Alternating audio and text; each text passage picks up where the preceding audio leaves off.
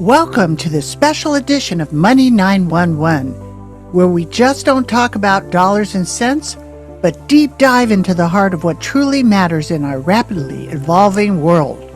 I'm your host, Kris Smeller, and today we're peeling back the layers of tech hype to reveal the untold truths that could reshape the way you view digital landscape. In a world where every new gadget promises to change our lives, it's easy to get swept up in the excitement. But what are we really gaining, and what are we sacrificing in the pursuit of progress? Join me as we embark on a journey of discovery, guided by our special guest, Benjamin Talin, a visionary entrepreneur, futurist who's been the forefront of the digital transformation. Get ready to challenge your assumptions and broaden your perspectives to unlock the secrets that tech hype doesn't want you to know. This is Money 911. All right, Ben, it's nice to have you here. And you're broadcasting from Europe right now, right? In Bulgaria? Is that right? Exactly, in Bulgaria. You're Always traveling on the all road, over the so world. Right. yeah. Yeah. And you're pretty excited here about your new technology, but we'll get to that. I just wanted to evolve the conversation. Really, how has your relationship with technology evolved over the years, and what lessons have you learned about its impact on your life and well-being? Actually, the fun thing is I was always the rebel in a way because I love technology. It's just a great tool. I mean, it's a tool, and we always need to understand it's like a hammer, and you can do nice things, but it cannot do everything with a hammer, right? Technology is pretty much the same. For me, it was like, yeah, there's a new tool, and it can do fancy stuff. So let's figure out what can be done and what can I change. Because for me, one of the most triggering sentences is always like, we have done it always this way. And for me, it's like, then it must be wrong if you always did it this way, because then I can actually disrupt it and do it in a new way.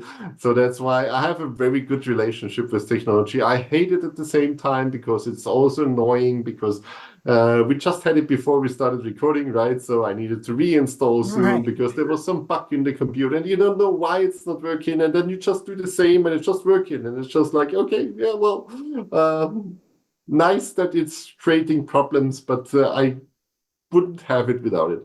So Yeah. technology is a great thing, and I love it. And I think 13, I had my first company with 13, and that was also around technology, IT, and this stuff. Um, I loved to actually rethink basic things to actually more complex things. And I just learned over time what is possible. So that is actually the most fascinating thing about technology. It just gives you a different dimension of Right. possibilities. And Sure. that Sure. is Well, what ways do you see technology shaping the future of work and education? And then how can how do you ensure that this technical, this AI and all these different things, advancements are really going to benefit everyone, regardless of their social economic status and access and resources? That's a very challenging question.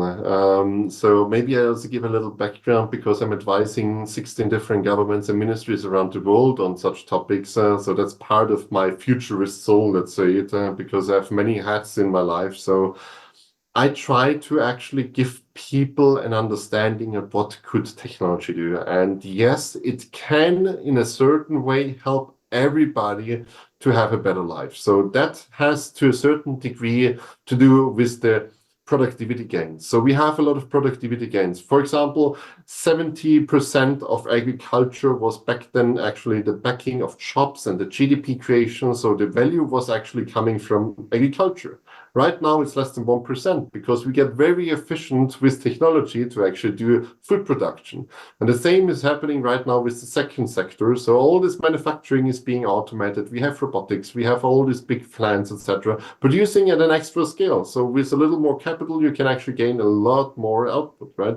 So from 30% or 50% of the manufacturing industry, we are now down to almost 20% of manufacturing. So if we have these tendencies that we see that there there is always this factor productivity increasing. So there is a lot of technology coming which makes us efficient in doing something. And the same as, for example, right now, we cannot eat more. Yes, we can eat more in a certain way, right? But we cannot eat infinitely more. So if technology produces 1,000 times more food, we cannot eat 1,000 times more food. So we are saturated at some point. And the same is with the second industry. We cannot drive 10 cars at the same time. We cannot live in 10 houses at the same time. So there is at a certain point a saturation in the market and the productivity goes up. That means the share of the whole economy will get on. And we need to understand this factor productivity, because when we look into the future, this will be having a huge impact. So we will see that actually the base will be covered easier. So we can cover basic incomes. We can cover pretty much giving people basic food. We can even do it now. We can just 1% of our GDP creation would be enough to give everybody free food. So just imagine if we just extrapolate that. And then if we see 30, 40, 50 years into the future that we can literally live and work in a virtual world, we have a lot of different tendencies. So that can happen that we actually have more digital divide, because you need expensive equipment to actually have virtual reality, to live in a reality like that, to actually have a device. And still we know that about 50% of humanity doesn't even have access to internet. So all these productivity gains that are coming from the internet is actually excluding half of the population of the world. So we see that actually technology has the power to equalize the basis, to give actually more people a lesser suffering, let's say. But at the same time, it creates a new divide, and that is what we call the digital divide. And we're also going to see that in future. It's a very interesting thing also how it divides us as humans. For example, right now we have those humans who actually value social connections, and we have about 1.2 million people who are already saying that they fell in love with an AI chatbot, the replica AI, for example, that literally people fall in love with something because it's perfect. It tells you what you want to hear. It's never arguing. It's just giving you all the answers you want to deeply what you want. It's learning everything you want, and it's telling you all this. So we're also going to see a divide there between people who are living in a virtual world. For example, about half of Gen Z is now telling that they actually value their virtual friends more than actually the physical friendships. Half of them. And that is already starting now. I don't need to extrapolate it to say like what is happening in 50 years or in 30 years. If we have already that, and you also need to see technology is a great communicator, for example. We can communicate with everybody in the world. We are on different sides of the world at the moment, right? So we can use it in this way.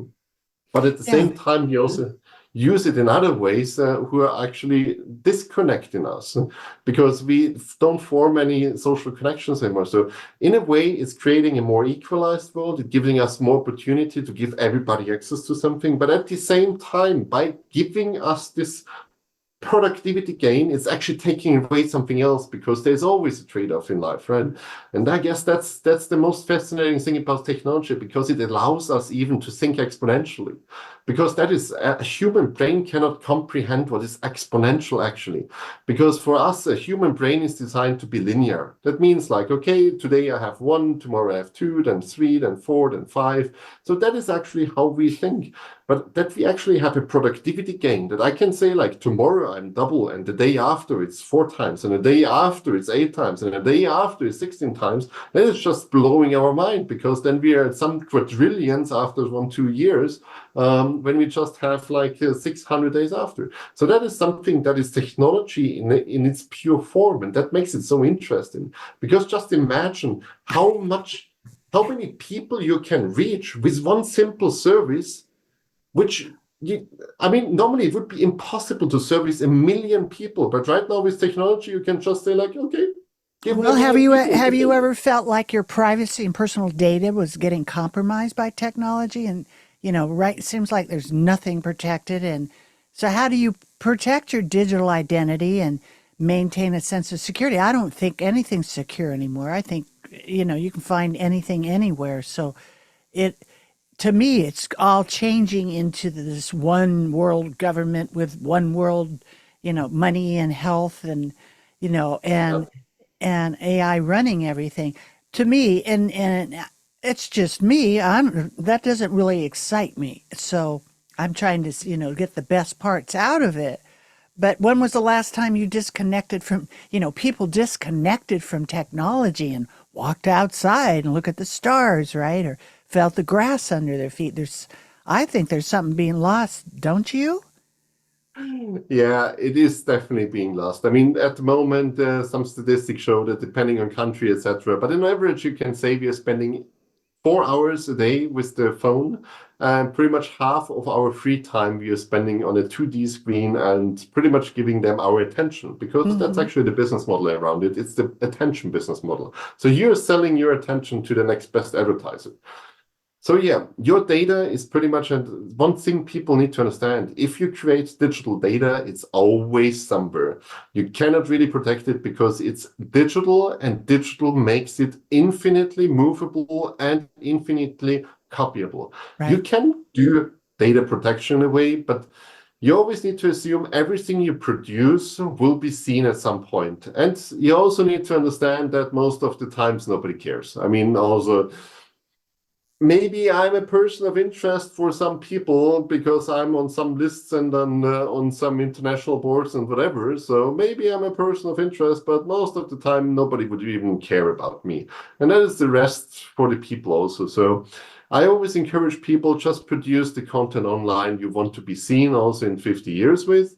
And if you produce other content, just be confident enough to say like, yeah, it's me. That's how I enjoy. That's what I do. That's how I live. That's whatever. Because in the end, people, that's the phenomenon about TikTok, right?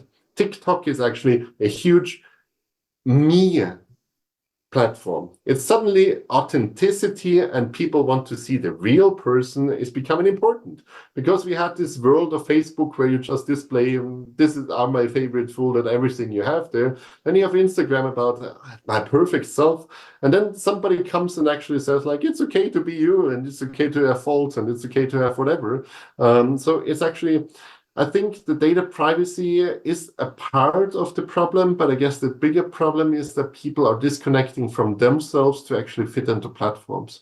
Right. That's why I told you. Yeah, there's an illusion of perfection where tech companies often they present their products like the flawless solutions to our problems, but in reality, even technology has flaws and limitations. So it's important for consumers to approach new technologies with a critical eye and realistic Yeah. expectations, right? Because it's still man making all this stuff, so there's a limitation to it, don't you And think? there is marketing to it. I mean, we Right, loved marketing since it was there. And the recent AI hype is just a perfect example. I just love it because people fall in love because it suddenly tells you you have ChatGPT and it sounds intelligent, so it must be right, intelligent.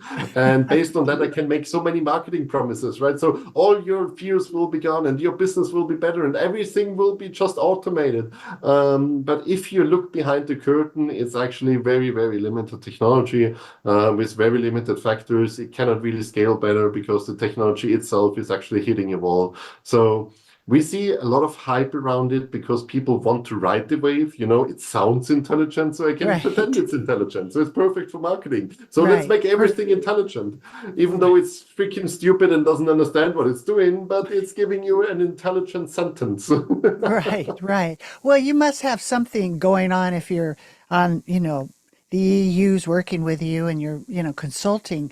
So you mentioned to something at the beginning of the show here. You're really excited about this project you're working on. In short, right? Tell us shortly, what is it?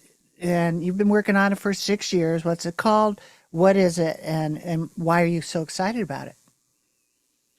It's actually the first platform in the world that allows you as a business to diagnose your business. Because that was actually almost 6 years ago. It was a workshop with the Swiss Ministry and actually how can we help SMEs? And I always said like it doesn't really help them to just say like whatever and send some consultant that is maybe a process consultant and just looks at processes even though they have 50 other problems.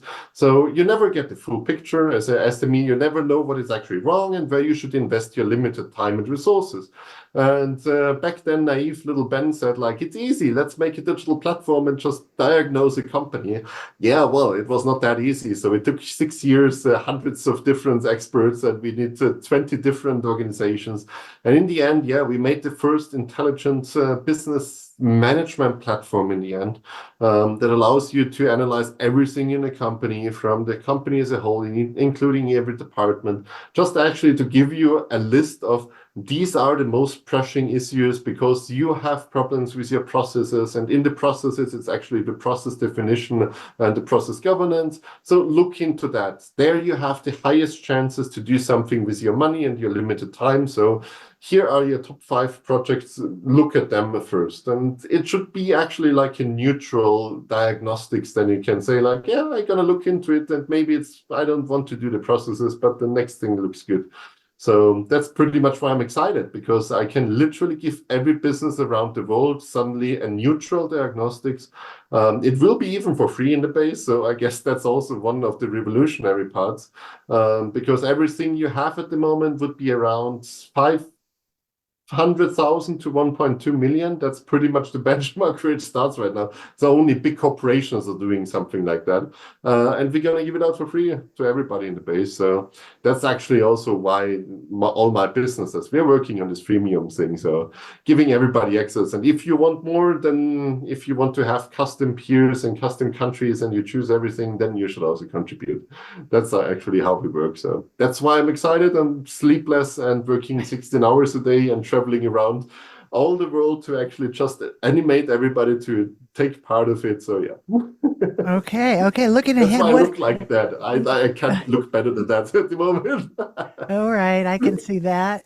Well, looking ahead, what are your hopes and concerns about the future of technology, and how can we harness its potential for positive change while mitigating the risks and the challenges? I guess technology, we would have the possibilities to look into a future where nobody actually needs to work anymore. And then by work, it means like I don't need to service you, I don't need to produce something because that can be automated, and somebody who wants to do it can do it. So it's more like I want to do something and I do it. And we already see, and I'm a big advocate for the fourth industry. So this entertainment industry, what I would call it, because we see it. People are paying other people just to have fun, just to play a game, whatever. So we see this fourth industry come in, which is not really producing anything directly for you. It's not cutting your hair, it's not mowing your lawn, it's not producing anything, it's not food, but it's just like entertainment purposes. And I guess we can really see that this fourth industry could be coming, and that everybody is pretty much a creator of his own fantasy, that everybody can pretty much create a perfect illusion of his own world. And that has, of course, its positives and negatives. But also at the same time, if we leverage it right, we can literally give everybody access to a better future. That means like no more hunger because we are super efficient in producing. It would also mean that we don't really need to work anymore to actually have foods. And we can even imagine a world where we are literally always living in a virtual perfect world. So that sounds nice, right? So that is the nicer version of it. The more realistic version, and also why governments actually work with me a lot, is that we have problems because there is no perfect distribution. We now see that pretty much Apple and Google are dominating the online industries. We have Microsoft dominating it. So if we really think of a future where one virtual universe, like a metaverse or whatever we want to call it in the future, is possible, it's very likely that it's one single provider. So then it's one single provider, what you said before, it's one single provider doing everything. It's like the world government. And suddenly you have maybe even a different kind of economy because you're working in a virtual world, you're earning in a virtual world, and you're just getting your money in a virtual world. And the physical world is pretty much being starved because, as I told you, half of the world doesn't have access to internet. So only the rich person can actually be in this new universe. So it's only a play field for the rich, and the poor will be left behind. So there is a dividing of the society possible. It will also have a lot of implications on the birth rates and therefore also the aging society, which is already a problem. I mean, for example, look at Germany. I just saw the recent numbers. Within the next 15 years, they're going to lose 8 million workers in the workforce. For a country of 80 million, that's quite significant. And that will be just increasing. I mean, China is a perfect example. China is even decreasing more in the next years because of the one-child policy, of course. But the problem will be that when we disconnect from physical connections, we have a lot of ripple effects in a society. So we will see a lot of different things. We will also see that there will be a race to the bottom when it comes to governments. Because when you are disconnected from the physical world, it doesn't mean you need to stay in the US or UK or France or whatever. You're just there where the perfect provider of services is, right? So you can just be perfectly movable and just say, like, my work is either way in the virtual universe. So I'm going to be in the Bahamas, I'm going to be in Switzerland, I'm going to be in whatever I want to be, because I don't really need my physical location. So wherever my service offering is the best, there I go. So it also has a lot of implications for governments, for the social cohesion, for movement of personnel, for skills and competencies. So there are a lot of implications what we're going to see if you just look at 30, 40, 50 years. And that is not actually looking at 2100. So there is way more to expect when you expand the whole thing to 2100, because then you literally see the full-scale impact, because then you have 2 generations in between. And that will be already, it's a very, very interesting role to fantasize about. And I need to say it as a futurist in a way, like, it is science fiction, because you never know. 20 years ago, nobody would have predicted that we are spending 4 hours a day on a flat screen and pretty much spending all our attention there. Nobody could have believed that. And that is the problem what we have. We are not made to think, that's what I said, we are linear thinking humans, but not exponential thinking ones. Right, right. Well, the title of the show is What Tech Hype Doesn't Tell You. So, in a small, capsulate that and tell me really simply, what does that mean to you? It is actually the essence for what I'm standing. So my company was actually built around no bullshit, no marketing, because actually that was my biggest problem with the tech industry. It's a lot of hype, it's a lot of upselling, because you are literally selling hot air. And that is sometimes really something that needs to be said, because what you are paying sometimes as a subscription is something that usually back in the days was like €5. Buy it for €5 and then you have it for a lifetime. Suddenly you need to pay €20 a month because somebody said, like in the VC industry, that is why you need to pay for it. That's why really be critical. And most of the things, I mean, what tech industry doesn't tell you is that most of the stuff that is actually out there is just a ripoff of some open source technology. It's just actually some cheap trick that tricks you into paying for something. So I always tell people, try to look for the open source solution, try to look for the free version, because of every freaking technology you have the free version. For example, just look at CRM. You can pay so much money for HubSpot and Salesforce, etc. And everybody is just using pretty much 4 different buttons in that. You can even build it on yourself for little money. So you can just build a CRM for like 2, 3, 4, 5,000 euros to do exactly what you want, instead of paying 5,000 euros per month for Salesforce. So I guess that is what tech is not telling you, that most of the things nobody needs. They are just bullshitting you with thousands of buzzwords just to actually make you feel bad about it. So like, take my money because you tell me so much I don't know. And really, I guess what I really want people to understand is, you don't need these features. Don't be feature fucked. I hate it. Sorry for the language, but it's this feature fucking what I hate.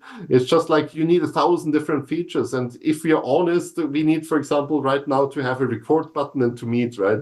So that's it. It's not fancy pantsy. We don't need 5,000 more features in Zoom. It just needs to work. And I guess that is actually for most software out there. It just needs to do the basic things. And you will be also, for example, an ERP system can be super, super complex, right? And they sell you everything, but in the end, you maybe use 10 different functionalities. And if you're sure what you want to need, and if you're sure what you're doing, then nobody can fool you. And I guess that is really something. That's why I say, look for the open source solution, because sometimes there are super great projects out there and you can even host them easily. Just go to Fiverr or something, and then you can host it for free at your own service. You keep your data, nobody else has data. So that is something that I wished a lot of people would do more. Because in the end, I sit then in some boards, and then you see that the EU is spending for a simple website 120,000 euros. And you're just thinking, like, I would have done it for 60,000 or 20,000, even for 500 euros, I would have done it, to be honest. But Yeah, right. Yeah, I get it. 150, okay.